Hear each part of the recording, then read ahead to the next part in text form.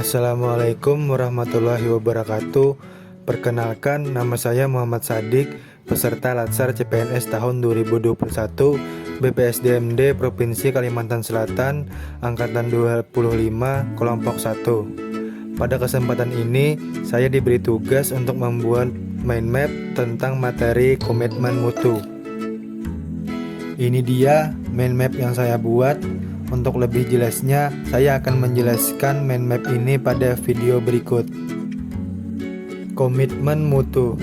Yang pertama, efektivitas, efisiensi, inovasi, dan mutu penyelenggaraan pemerintah. Di sini ada konsep dasar, konsep efektivitas, efisiensi, inovasi, dan mutu.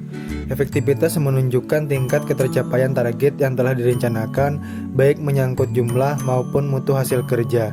Efisiensi merupakan tingkat ketepatan realisasi penggunaan sumber daya dan bagaimana pekerjaan dilaksanakan, sehingga tidak terjadi pemborosan sumber daya, penyalahgunaan alokasi, penyimpangan prosedur, dan mekanisme yang keluar alur.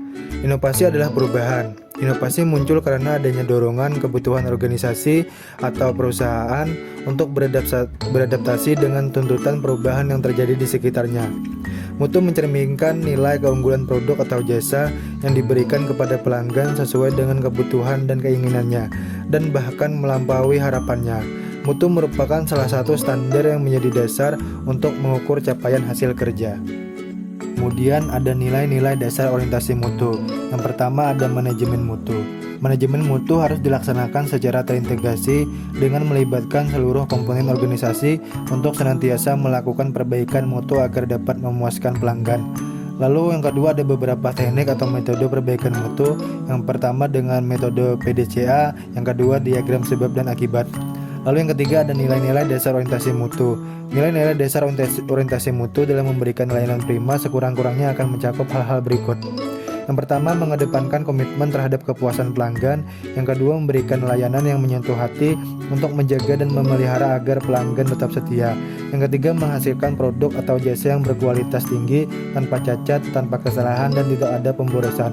Yang keempat ada beradaptasi dengan perubahan yang terjadi, baik berkaitan dengan pergeseran tuntutan kebutuhan pelanggan maupun perkembangan teknologi.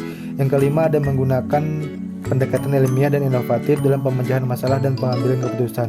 Dan yang keenam melakukan upaya perbaikan secara berkelanjutan melalui berbagai cara, antara lain pendidikan, pelatihan, pengembangan ide kreatif, kolaborasi, dan benchmark. Lalu yang keempat ada implementasi mutu dalam pelayanan publik. Banyak cara yang dapat dilakukan untuk senantiasa memperbaiki mutu layanan dari aparatur penyelenggara pemerintahan kepada publik, antara lain memahami fungsi, tugas pokok, dan peran yang diberikan institusi, memiliki kompetensi yang sesuai dengan bidang pekerjaannya, merencanakan target mutu layanan yang akan ditampilkan, memahami karakter pelanggan yang akan dilayani, menguasai teknik pelayanan prima, melayani dengan hati, menerima kritik dan saran untuk perbaikan ke depan. Selanjutnya ada pendekatan inovatif dalam penyelenggaraan pemerintahan. Di sini ada peningkatan produktivitas aparatur. Upaya peningkatan produktivitas PNS sebagai aparatur penyelenggara pemerintahan dapat dilakukan melalui banyak cara, misalnya peningkatan kompetensi, motivasi, penegakan disiplin, serta pengawasan secara profesional untuk mengawal kinerja PNS agar tetap berada di jalur yang tepat, tidak melakukan penyimpangan. Lalu yang kedua ada aktualisasi, inovasi, dan komitmen mutu. Di sini ada membangun komitmen mutu dalam penyelenggaraan pemerintahan. Landasan komitmen mutu. Pegawai ASN harus menunjukkan perilaku yang komitmen terhadap mutu, bukan sekadar menggugurkan kewajiban formal atau menjalankan rutinitas pelayanan. Dengan demikian, pegawai ASN harus mampu menjadi pelayanan publik yang handal dan profesional, menjadi pendengar yang baik atas berbagai keluhan dan pengaduan masyarakat, sekaligus mampu menindaklanjuti dengan memberikan solusi yang tepat melalui langkah perbaikan secara nyata, bukan sekadar janji-janji muluk untuk menenangkan gejolak masyarakat. Kemudian komitmen mutu dalam pelayanan di tempat kerja. Pegawai ASN sebagai aparatur memiliki tanggung jawab utama untuk memberikan pelayanan kepada masyarakat. Kemudian berpikir kreatif. Kreativitas dalam pelayanan. Teknik berpikir kreatif. Kreativitas dalam pelayanan merupakan aktualisasi hasil berpikir kreatif. Semangat untuk memberikan layanan yang kreatif akan menjadi salah satu pendorong timbulnya kepuasan bagi masyarakat yang dilayani. Layanan yang kreatif dan kepuasan masyarakat menjadi bagian tak terpisahkan dari upaya lembaga pemerintah dalam mencapai visi, misi, dan tujuannya. Kemudian ada membangun komitmen mutu melalui inovasi, best practice inovasi dalam pelayanan. Kemudian peran PNS dalam membangun inovasi pelayanan. Lalu aktualisasi nilai-nilai dasar komitmen mutu untuk keunggulan bersaing.